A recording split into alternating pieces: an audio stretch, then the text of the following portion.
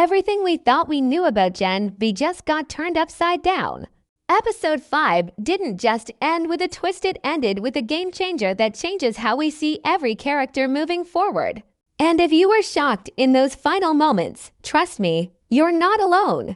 Let's break down exactly what went down, piece by piece, and why this ending might be the most important moment of the season so far.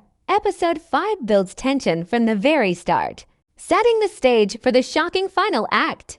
The episode doesn't waste time, it dives right back into the chaos left by the fallout of the previous episodes. We see the characters pulled in different directions, their trust in each other breaking down little by little.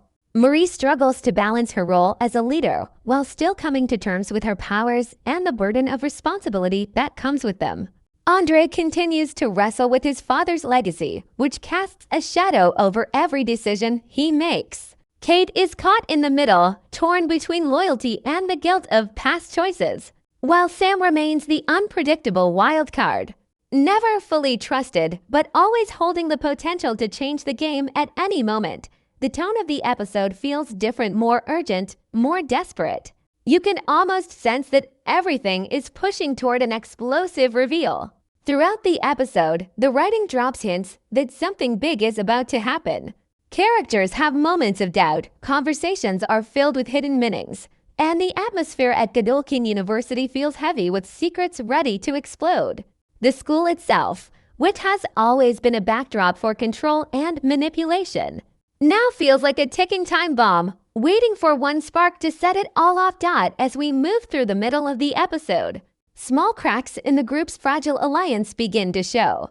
Misunderstandings grow into arguments, and arguments turn into outright mistrust. What once seemed like a team is now fractured, each character battling their own demons while questioning the motives of the others. And in the background, the shadow of Vought looms larger than ever, reminding us that the company is always several steps ahead, pulling strings in ways the characters haven't even begun to realize. By the time we reach the last 15 minutes of the episode, the pacing quickens, and the storytelling becomes sharper.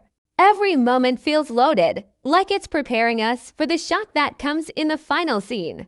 It's not just about the fights, the betrayals, or even the emotional struggles. It's about how everything we've seen so far connects to the revelation waiting at the end. And when that revelation finally comes, it completely redefines what we thought this season was really about. The final moments of episode 5 don't just hit like a surprise, they feel like a storm that's been quietly building all season. The energy shifts the second we step into that last sequence. The setting is darker, the pacing sharper, and every glance between the characters feels loaded with unspoken truths. You can almost feel the ground shaking beneath them, as though the world they thought they understood is about to collapse. It begins in silence, which makes it even more unsettling. Silence in a show like Gen V isn't just absence of sound, it's a warning. The calm before something violent, something chaotic, something that will leave the characters scarred. We see Marie walk into the scene, her face carrying the weight of everything that has happened so far. She is no longer the confused student from the start of the season. She has grown harder, sharper, and more cautious. But in her eyes, there is also fear, because she knows the truth is finally close, and the truth always comes with a cost. Cate is the next figure we focus on, and this is where the tension really snaps. She looks like she's been carrying a secret too heavy to hide any longer, and the way the camera lingers on her makes it clear. Her choices are about to tear the group apart. Cate has been a character caught between loyalty and betrayal, between protecting her friends and obeying the forces manipulating her behind the scenes. And in this ending, we finally see that struggle explode. The reveal that she has been working with Vought in ways the others never expected doesn't come as a loud confession. It comes through the quiet horror in her friend's eyes as the truth spills out. Sam's reaction is perhaps the most volatile. He has always lived on the edge, his emotions unpredictable, his loyalty uncertain. In this moment, when the truth about Cate surfaces, his response is raw and violent. He doesn't hold back, and his outbursts send shockwaves through the group. This is where the fragile trust that held them together finally shatters. His fury isn't just about betrayal, it's about the years of manipulation and pain he has endured. The reminder that they are all pawns in a much bigger, darker game. The staging of the scene is clever. The environment mirrors the emotional breakdown. Lights flicker, shadows stretch across their faces, and the entire space feels unstable, as if the building itself understands what is happening inside it. This is not just another conflict, it's a fracture that might never heal. The use of close-ups pulls us directly into the pain of each character, making us feel the betrayal, the fear, and the rage as though we are standing in that room with them. Then comes the biggest shock, the reveal of Vought's hidden experiment. Something hinted at in whispers earlier in the season, but now laid bare in brutal detail. We learn that Godolkin has been more than just a school. It has been a breeding ground for something monstrous, a place where students were never more than test subjects dressed as heroes in training. The truth is horrifying. The friendships, the rivalries, the competitions were all distractions from the real agenda. Vought has been experimenting not only on the students' bodies but on their minds, shaping them into weapons to be unleashed when the time is right. The ending doesn't give us relief, it gives us dread. We see the group staring at each other, broken and lost, and we realize that the real enemy isn't just outside. The real enemy has been inside the walls of Godolkin all along, pulling strings, watching, waiting. And worse, the enemy has been inside their own circle, hidden in plain sight through Cate's divided loyalties. The camera lingers on Marie one last time before cutting to black. Her expression is a mix of determination and horror, as though she knows that this was only the beginning. What makes this ending so powerful isn't just the reveal itself, but what it does to the characters. This isn't just a plot twist, it's a breaking point. Trust has been shattered, secrets are out, and nothing will ever be the same. The episode leaves us on a cliffhanger that isn't about physical danger, but about emotional destruction. And that, in the world of Gen V, is always the deepest cut. The ending of episode 5 doesn't just leave us shocked, it completely rearranges the emotional landscape for every major character. What makes this twist so effective isn't only the reveal itself, but how it reshapes the way each character sees themselves, their friends, and the world around them. The fallout is not just about secrets being exposed. It's about trust being shattered and identities being questioned. The characters are no longer students trying to find their place, they are broken pieces on a chessboard that Vought has been controlling from the start. Let's start with Marie. Up until now, Marie has been fighting to balance her role as a leader with her personal struggle to understand her powers. She has been the character who wanted to believe in something better, who wanted to see hope in a place where corruption seemed to run deep. But after this ending, that hope is gone. What she experiences in the final moments is more than just betrayal, it's a realization that the system she trusted to give her a purpose has been lying to her from the very beginning. Her blood powers, once a source of shame, are now her greatest weapon. And the way the camera frames her in those last seconds suggests a new kind of Marie, hardened, focused, and no longer willing to play by anyone else's rules. She is no longer asking who she is. She's deciding what she's willing to do, and that shift will define her next moves. Then we have Cate, whose role in the ending is the most complicated. Cate isn't just a villain, and she isn't simply a victim either. She embodies the gray area where morality bends under pressure. Her betrayal cuts deeper because it wasn't driven by malice, it was driven by fear, guilt, and manipulation. She has been carrying the weight of her choices for a long time. And in episode 5, that weight finally crushed her. But what's fascinating is how her confession or exposure, depending on how you see it, creates a paradox. On one hand, the group sees her as a traitor who sold them out to Vought. On the other, viewers can't help but see the broken girl behind the mask, someone who has been used as much as she has been guilty of using others. Cate's storyline after this moment is set up to be one of redemption or total collapse. The question is whether the others will ever forgive her, and whether she even deserves it. Sam is perhaps the most unstable piece on the board after the ending. His rage during the reveal was not just a reaction to Cate's betrayal, it was an eruption of every suppressed emotion he has carried since his introduction.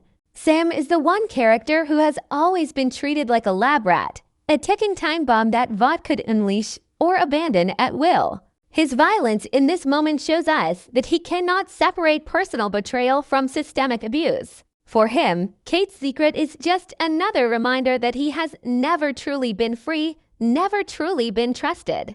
And this makes Sam dangerous in a way we haven't fully seen. Andre is caught in the cruelest position of all. His father's shadow has always loomed over him, shaping his choices and haunting his self-image. But this ending forces him into a new crisis of identity. With Cate exposed and Marie struggling, Andre has to decide what kind of leader he wants to be. Does he become the hero his father wanted, or does he embrace the truth that heroism in Vaught's world is nothing more than a marketing campaign?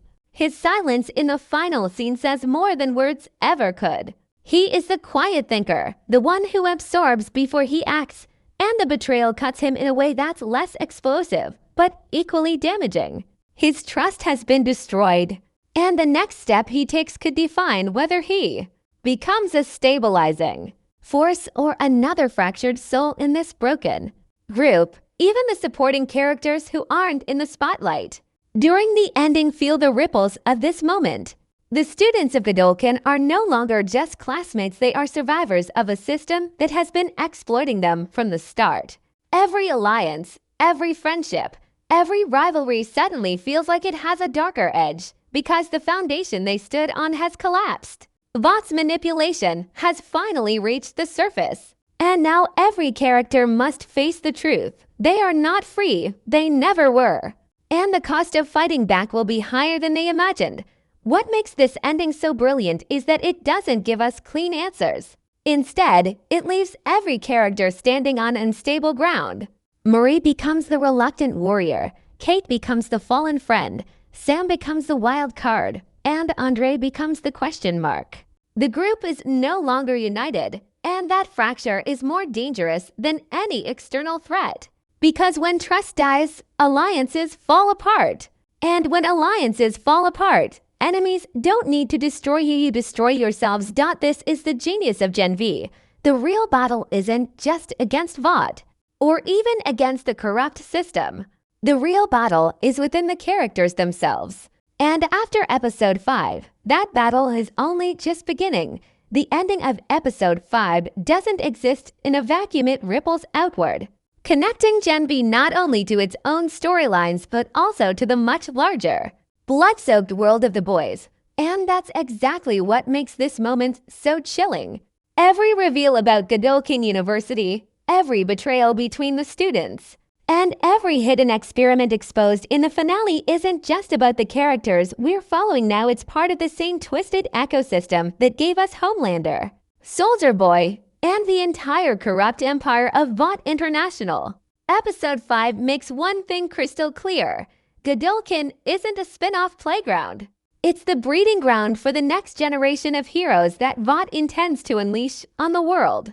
And that connects directly back to the chaos unfolding in the boys. Think about the reveal of Vaught's experiments. Up until now, fans suspected the school was shady, but the full scope of what's happening behind those polished halls is staggering. Students weren't being trained to be heroes, they were being conditioned, tested, and weaponized. This connects to the boys in a massive way because it mirrors what we already know about Compound V, that the drug is less about giving people powers and more about creating controllable assets. Godolkin is essentially a factory, and episode 5 confirms it. It's not about education. It's about mass production of weapons that look like students. And who controls the weapons? Vought. Always Vought. This is where the parallels to Homelander come in. Homelander was Vaught's crown jewel, the perfect product. But now, we see the company preparing for the future. Godolkin is their insurance policy, a way to create not just one Homelander, but an army of loyal, engineered soups who can be used at will. Episode 5's ending hints at that terrifying possibility.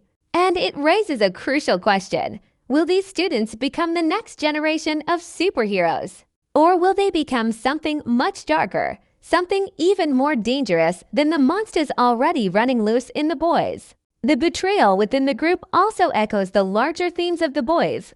In that universe, trust is rare, and betrayal is practically guaranteed. We've seen Butcher betray Huey, we've seen Homelander betray the entire idea of heroism, and now we're seeing Cate betray her own friends.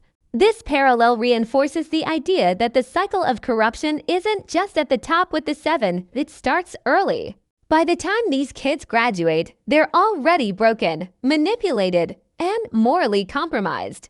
And that makes the crossover between Gen V and the boys feel not only likely but inevitable. There are also subtle Easter eggs sprinkled throughout the episode that tie it back to the boys, references to Vought's PR machine, mentions of the seven. And even small visual cues remind us that this isn't a separate story, it's a puzzle piece that fits into the larger picture.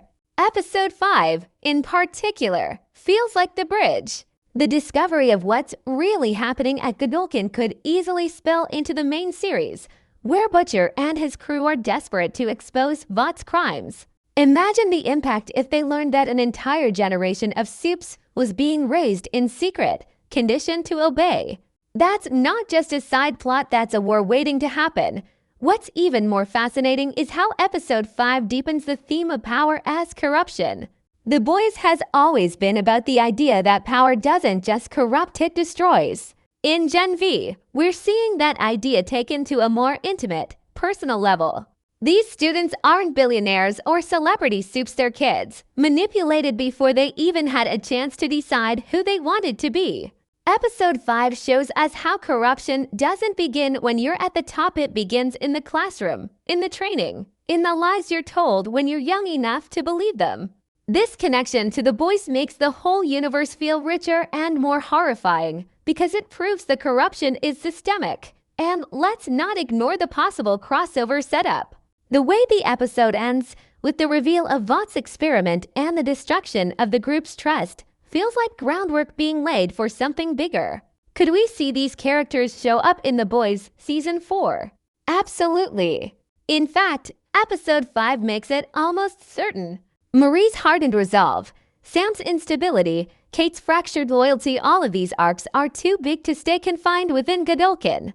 They feel like seeds planted for a much larger harvest. What Episode 5 does brilliantly is expand the universe without losing focus. It ties into The Boys while still giving Gen V its own identity. The school setting, the youthful characters, the moral confusion, all of it feels fresh. But by connecting it back to Vought's larger plans, by showing us how deeply the rot runs, the show reminds us that everything is part of one story, one universe, one nightmare machine run by a company that thrives on blood, lies, and control. In the end, the bigger picture is clear. The world of The Boys is getting darker, bigger, and more interconnected. Episode 5 doesn't just tell us what's happening at Godolkin, it tells us what's coming for everyone. And if this is just the halfway point of Gen V Season 2, the storm waiting at the end could shake both shows to their core.